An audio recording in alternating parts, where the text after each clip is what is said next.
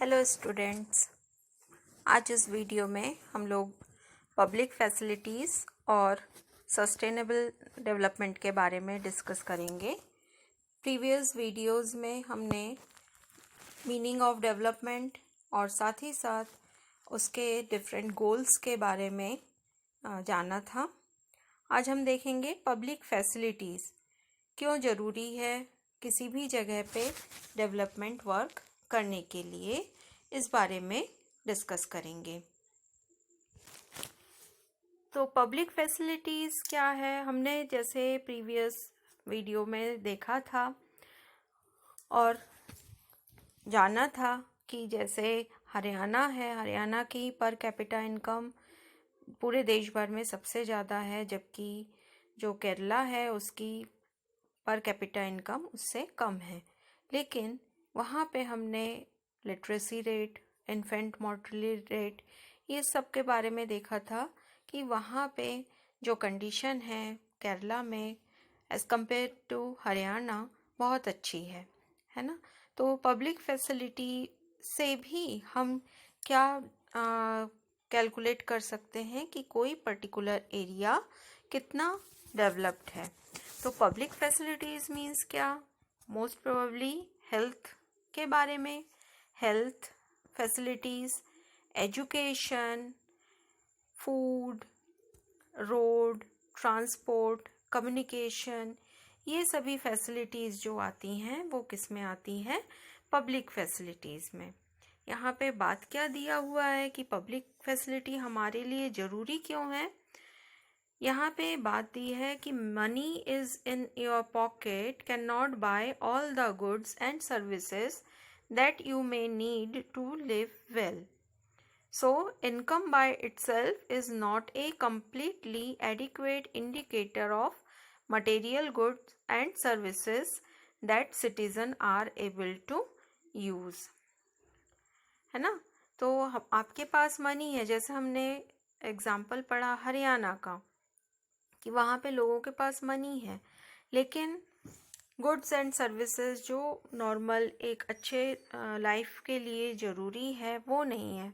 तो यहाँ हम इस चीज़ से कंपेयर नहीं कर सकते हैं, कंप्लीट इंडिकेटर नहीं हो सकता है इनकम, है ना। मटेरियल गुड्स एंड सर्विसेज आपके पास हैं, लेकिन आपके पास एडिक्वेट फैसिलिटीज़ नहीं है कि आप उन चीज़ों को अच्छे से यूज़ कर सको, तो कोई मतलब का ये इनकम नहीं रहता है। एग्जाम्पल क्या दिया है, your money can not buy you a pollution free environment or ensure that you get unadulterated medicine unless you can afford to shift to a community that already has all these things ना। Money से हम ये purchase नहीं कर सकते कि हमें pollution free environment मिल जाए या अनअडल्ट्रेट मेडिसिन्स मिल जाए, मेडिकल फैसिलिटी हमारे पास अच्छी आ जाए। साथ ही अभी देख रहे हो आप, जैसे पेंडेमिक कंडीशन चल रही है, कोरोना की कंडीशन चल रही है, लोगों के पास पैसे बहुत हैं, लेकिन यहाँ पे कम्युनिटी को प्रिवेंटिव स्टेप्स लेने की ज़रूरत पड़ रही है, जिससे कि इन्फेक्शन को से लोग दूर रह सके, है ना। तो money may also not be able to protect you from infectious diseases unless the whole of your community takes preventive steps. आज के समय में सभी के लिए क्या बोला जा रहा है कि आप मास्क पहनो, सोशल डिस्टेंसिंग रखो, तो ये कम्युनिटी की बहुत ज़रूरत रहती है। Actually for many of the important things in life the best way, also the cheapest way is to provide these goods and services collectively. Collectively यानी क्या, एक साथ, कि हर तरह के जो फैसिलिटीज़ हैं वो अगर हमें एक साथ मिले, सभी को मिले, किसी पर्टिकुलर पर्सन के लिए नहीं, सभी की बात कर रहे हैं, पूरी सोसाइटी की बात अगर करें, तो उससे क्या होगा कि ये चीपेस्ट वे भी होगा सर्विसेज प्रोवाइड करने का, गुड्स एंड सर्विसेज प्रोवाइड करने का, और सभी को उसका फ़ायदा मिलेगा। जैसे यहाँ पे एग्जाम्पल दिया हुआ है कि अगर आप पूरी लोकेलिटी के लिए एक सिक्योरिटी मैन रखना चाहते हो या अपने घर के लिए एक सिक्योरिटी मैन रखना चाहते हो, तो वो कंडीशन अच्छी कब कही जाएगी कि पूरी सोसाइटी के लिए, पूरी कम्युनिटी के लिए अगर सिक्योरिटी मैन रखेंगे तो वो ज़्यादा अच्छा होगा, सभी की सिक्योरिटी इंश्योर होगी, बजाय इसके कि अलग अलग सभी सिक्योरिटी मैन रखें। इसी तरीके से क्या दिया है स्टडीज़ के बारे में, स्कूल्स के बारे में, कि कुछ पेरेंट्स जो हैं वो एबल हैं अपने बच्चों को प्राइवेट स्कूल में पढ़ाने के लिए, लेकिन वहीं बहुत सारे ऐसे लोग हैं जिनके पास उतने चीज़ें नहीं होती, इतना सपोर्ट नहीं रहता, मॉनेटरी सपोर्ट, कि वो अपने बच्चों को प्राइवेट स्कूल में पढ़ाएं। लेकिन यहाँ पे बात ये भी है कि गवर्नमेंट इस तरीके का फैसिलिटीज़ प्रोवाइड करे जिससे कि लोगों को ज़्यादा से ज़्यादा हेल्थ एजुकेशन की सुविधाएं मिल सकें। ये बात बहुत ज़रूरी है, क्योंकि क्या होता है कि कई घरों में लड़कियों को स्पेशली पढ़ने के लिए हाई स्कूल की पढ़ाई वो लोग नहीं कर पाते। क्यों नहीं कर पाते? क्योंकि गवर्नमेंट ने या हमारी सोसाइटी ने इस तरह की फैसिलिटी प्रोवाइड नहीं की है। तो पब्लिक फैसिलिटीज़ में हमारे लिए क्यों ज़रूरी है? हमारे ओवरऑल डेवलपमेंट के लिए।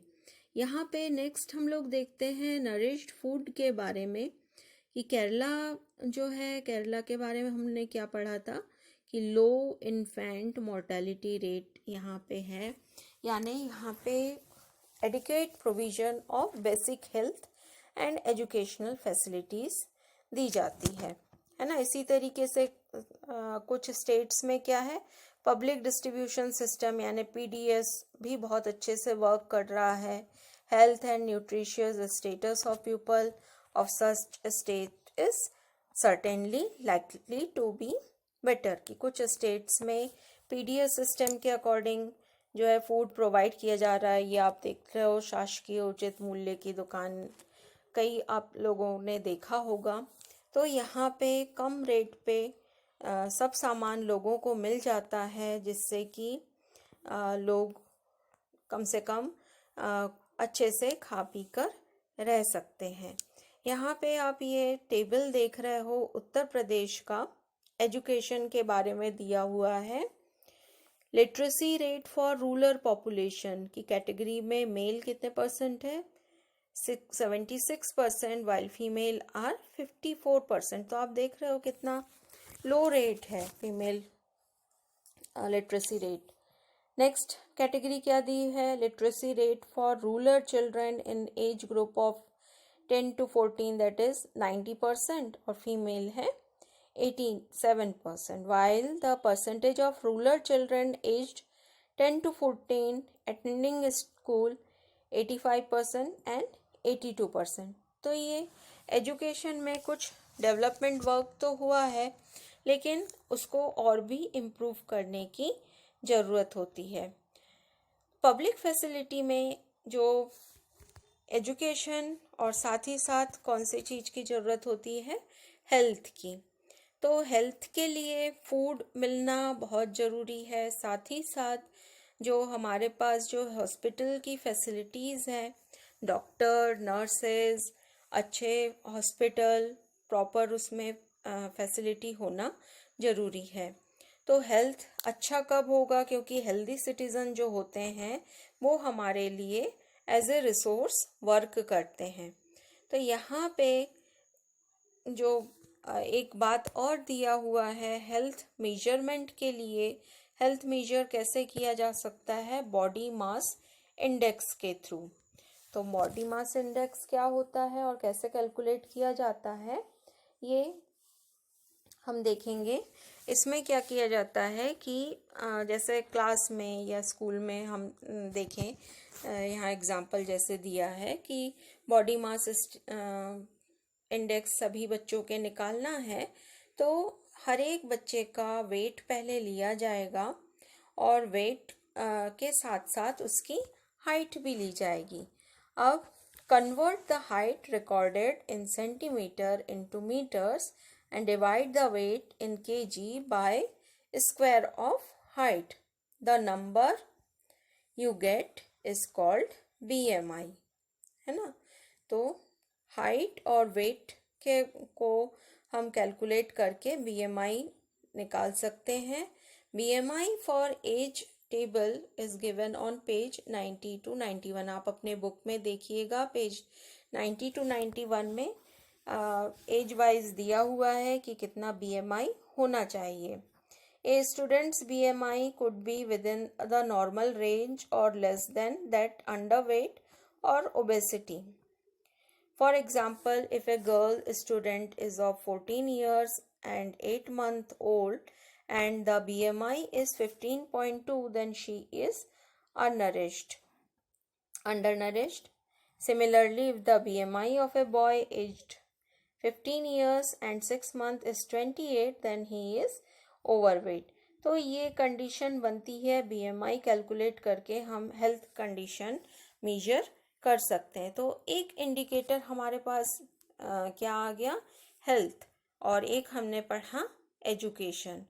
अब हम लोग देखेंगे ह्यूमन डेवलपमेंट रिपोर्ट के बारे में। तो हमने पहले भी देखा हुआ है कि किसी इनकम से हम किसी एरिया के डेवलपमेंट के बारे में मेजर नहीं कर सकते, उसके लिए कई और क्राइटेरिया की रिक्वायरमेंट रहती है। तो इसमें जो लिया गया है HDR की रिपोर्ट में, उसमें कुछ चीज़ें एज ए इंडिकेटर इंक्लूड की गई हैं। उसमें मेन है हेल्थ और education, such as the one we use the comparison of Kerala and Haryana are among them. Over the past decade or so, health and education indicators have come to be widely used along with income as a measure of development. Human Development Report published by UNDP, ये exam में आता है कि human development report publish कौन करता है, वो UNDP publish करता है। और उसका बेसिस क्या रहता है, education level of people, their health status and per capita income, और उसके थ्रू ही वो रिपोर्ट पब्लिश करता है। It would be interesting to look a certain relevant data regarding India and its neighbouring from human index report 2019। तो ये आप report देखिए, रिपोर्ट दिया है some data regarding India and its neighbouring country. तो यहाँ पे कंट्रीज के नेम दिए हैं, कौन से, श्रीलंका, इंडिया, म्यांमार, पाकिस्तान, नेपाल, बांग्लादेश। तो यहाँ जो कैटेगरीज दी गई है आप देखें, ग्रॉस नेशनल इनकम GNI, पर कैपिटा इनकम डॉलर्स में प्रेजेंट किया गया है।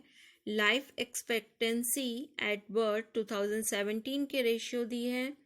साथ ही mean years of schooling, people age 25 and above, and HDI rank in the world 2018 का ये स्टेटस दिया हुआ है। तो इस टेबल की स्टडी करने पर हम देखते हैं कि पर कैपिटा इनकम जो है सबसे ज़्यादा किसका है, श्रीलंका का। कितना आप देख रहे हैं, $11,326, while India rank second in this chart, that is $6,353। तो यहाँ आप देख रहे हो कि श्रीलंका की कंडीशन हमसे कहीं ज़्यादा अच्छी है ना। और उसके बाद की कंडीशन में भी हम देख रहे हैं कि म्यांमार, पाकिस्तान ने जो है ये लगभग हमारे आसपास ही हैं। लाइफ एक्सपेक्टेंसी अगर हम लोग देखें तो लाइफ एक्सपेक्टेंसी मीन्स क्या हो जाता है, at birth denotes the as the name suggests average expected length of life the time of birth, यानी उस देश के लोग कम से कम कितनी उनकी एवरेज एज है। तो श्रीलंका में आप देख रहे हो सबसे ज़्यादा है ना, 75.5। जबकि उसके बाद आप देखो नेपाल की कंडीशन कितना दिया हुआ है, 70.6। बांग्लादेश की कंडीशन भी हमसे अच्छी है, कितनी दी हुई है? 72.8, जबकि इंडिया की कितनी दी हुई है? 68.8। इसी तरीके से अगर हम स्कूलिंग एज की बात करें तो यहाँ पे भी हम पीछे ही हैं श्रीलंका से। और HDI रैंक है ना, तो ये जो है कितने कंट्रीज़ का मेजर किया गया है? ये काफ़ी सारी 189 कंट्रीज़ को के हिसाब से रैंकिंग की गई है, और उस हिसाब से इंडिया की कंडीशन जो है, इंडिया का रैंक मिला है वो कितना मिला है? 130 रैंक मिला है HDI के अकॉर्डिंग। तो आप देखो यहाँ पे बांग्लादेश हमसे थोड़े ही पीछे है, बांग्लादेश की रैंक है 136, है ना। और श्रीलंका हमसे बहुत आगे है, उसकी HDI रैंक कितनी है? 76 रैंक पे है। तो ये इससे क्या पता चल रहा है ह्यूमन डेवलपमेंट रिपोर्ट से कि हमारे यहाँ पे कुछ बेसिक फैसिलिटीज़ जो हैं उसकी कमी है, और उसको हमें और आगे बढ़ाने की बहुत ज़रूरत है। Main improvement have been suggested in calculating HDI. Many new components have been added to the Human Development Report, but by prefixing human to development, it has made it very clear that what is important in development and what is happening to citizen of a country. It is people, their health, their well-being is most important. तो हमारे देश में development कैसे होगा, कब होगा? जब हमारे यहाँ के लोग उनकी हेल्थ और उनकी वेल बीइंग के लिए मैक्सिमम वर्क किए जाएंगे। अगला जो एक्सपेक्ट है वो है डेवलपमेंट, सस्टेनेबिलिटी ऑफ डेवलपमेंट। जो भी डेवलपमेंट वर्क किया जा रहा है तो क्या वो हमारे प्रेजेंट नीड को फुलफिल करने वाला है, या और साथ ही साथ हमारी जो फ्यूचर नीड है उसको भी फुलफिल करेगा, है ना। तो इस चीज़ को आप समझे। यहाँ पे एक एग्जाम्पल दिया है, ग्राउंड वाटर इन इंडिया की कंडीशन दी हुई है। आप देखो ये लेडी जो है वेल में से वाटर निकाल रही है, वाटर लेवल बहुत नीचे चला गया है। तो हमने रिसोर्सेज के बारे में स्टडी किया हुआ है, renewable resource, non renewable resource. तो वाटर क्या है, रिन्यूएबल की नॉन रिन्यूएबल? तो वाटर तो हमें मिलता रह रहा है, लेकिन कंडीशन क्या है कि हमारे पास भारत की अगर हम लोग बात करें, यहाँ पे क्या दिया हुआ है? Recent evidence suggest that the ground water is under series of threat of overuse in many parts of the country. About 300 districts have reported a water level decline over 4 meters during the past 20 years. तो पिछले 20 years के अंदर क्या बताया गया कि 4 metre जो है वाटर लेवल डिक्लाइन हो गया है। और फिर आगे क्या होने वाला है? Near by 1/3 of the country is over using their ground water reserves. तो हमारे जो कंट्री के कई सारे स्टेट्स हैं वो ग्राउंड वाटर रिसोर्स का बहुत ज़्यादा यूज़ कर रहे हैं। In other 25 years 60% of country would be doing the same if the present way of using the resource continuous. Groundwater overuse is particularly found in agriculturally prosperous region of Punjab and western UP, hard rock plateau areas of central and south India, some coastal areas and rapidly grow urban settlements. तो ये ground water level जो है कम होता जा रहा है। क्यों कम होता जा रहा है? क्योंकि ये कुछ एरियाज़ में ये ज़्यादा यूज़ हो रहा है। क्यों हो रहा है? यहाँ पे ये क्वेश्चन भी दिया है, why ground water is overuse and can there be development without overuse. यहाँ पे क्वेश्चन का आंसर क्या हो सकता है कि ग्राउंड वाटर क्यों ज़्यादा यूज़ हो रहा है? फर्स्ट तो है हमारी पॉपुलेशन रेगुलर इंक्रीज़ हो रही है, और जितना इंक्रीज़ होगा साथ ही साथ जो वाटर की रिक्वायरमेंट होगी वो बढ़ेगी। और इसके साथ ही क्या है कि हम आज के समय में ग्रीन रेवोल्यूशन को यूज़ कर रहे हैं, HYV वैरायटी सीड्स का यूज़ हो रहा है, हाई यील्डिंग वैरायटी सीड्स का। तो इसमें बहुत सारे केमिकल्स फर्टिलाइज़र्स की यूज़ होती है, तो इसमें हमारे लिए ज़रूरत पड़ती है ज़्यादा वाटर रिसोर्स की।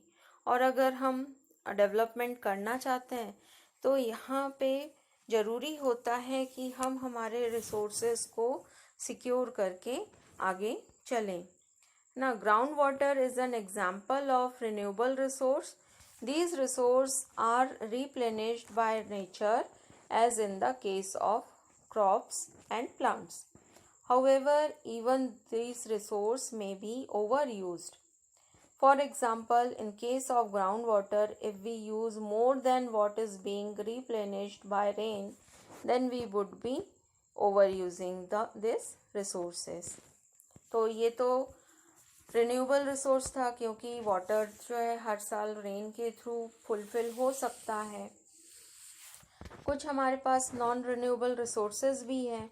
तो नॉन रिन्यूएबल रिसोर्स क्या हो जाते हैं कि जो कुछ समय में एग्जॉस्ट हो जाएंगे या जिनको बनने में काफ़ी समय लगता है। We have a fixed stock on earth which can not be replenished, जो हमारे पास कुछ क्वांटिटी में दी हुई है और उससे ज़्यादा बढ़ नहीं सकती है ना।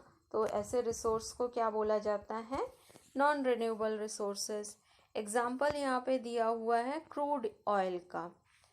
Crude oil that we extract from the earth is a non renewable resource. However, we may find a source of oil that we did not know of earlier. Explorations are being undertaken all the time.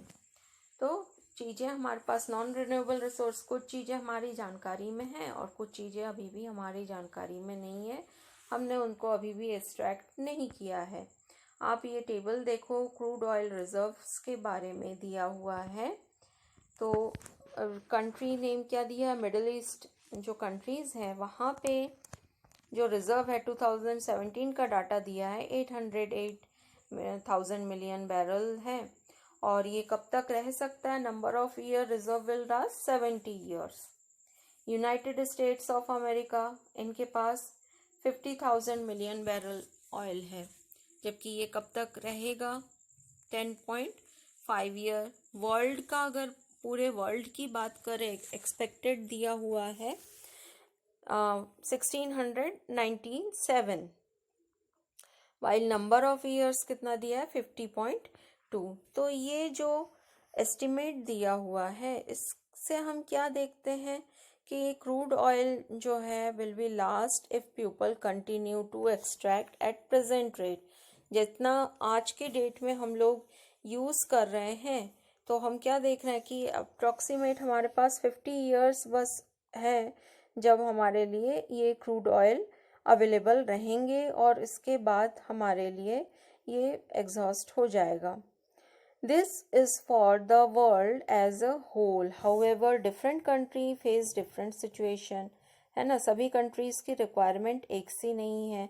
Country like India depends on importing oil from abroad because they do not have enough stock of their own.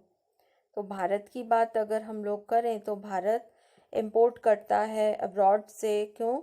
क्योंकि उसके पास stock नहीं है. वहीं जो USA है वो self defence के लिए, मिलिट्री पर्पस और इकोनॉमिक पावर गेन करने के लिए जो है अपने पास ऑयल रिसोर्स रखना चाहता है. तो इस कंडीशन में अगर हम लोग डेवलपमेंट की बात करें तो हमारे लिए ये जो रिन्यूएबल रिसोर्स है, नॉन रिन्यूएबल रिसोर्स है, इसको सस्टेन करके रखना ज़रूरी है.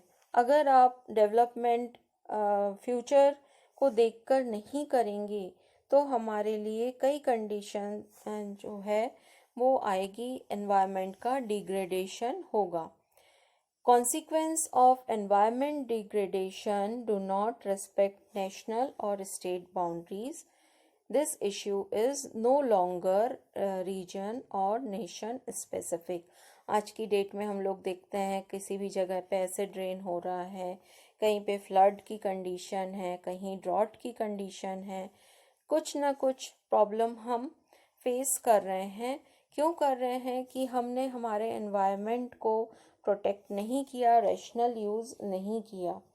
अगर हम हमारे फ्यूचर को सेफ रखना चाह रहे हैं तो हमें सस्टेनेबल डेवलपमेंट की तरफ ध्यान देना पड़ेगा। हमारे पास जो भी नॉलेज है, हमारे scientist, economist, philosopher, other social scientist, इसलिए एक साथ सभी वर्क कर रहे हैं जिससे कि हम सही तरीके से रह सके, आगे बढ़ सके, डेवलपमेंट वर्क में आगे हो सके। तो स्टूडेंट्स, मैं समझती हूँ हम सभी का रोल है डेवलपमेंट को प्रॉपर वे में करने के लिए, क्योंकि हम सभी हमारे एनवायरनमेंट का हिस्सा है और हमसे जितना जो कुछ प्रोटेक्शन, प्रिवेंशन, कंजर्वेशन हमारे एनवायरनमेंट के लिए हो सकता है, जिससे कि हम सही तरीके से इस अर्थ पे सरवाइव कर सकें, ज़रूरी है कि हम हमारा कंट्रीब्यूशन ज़रूर दें।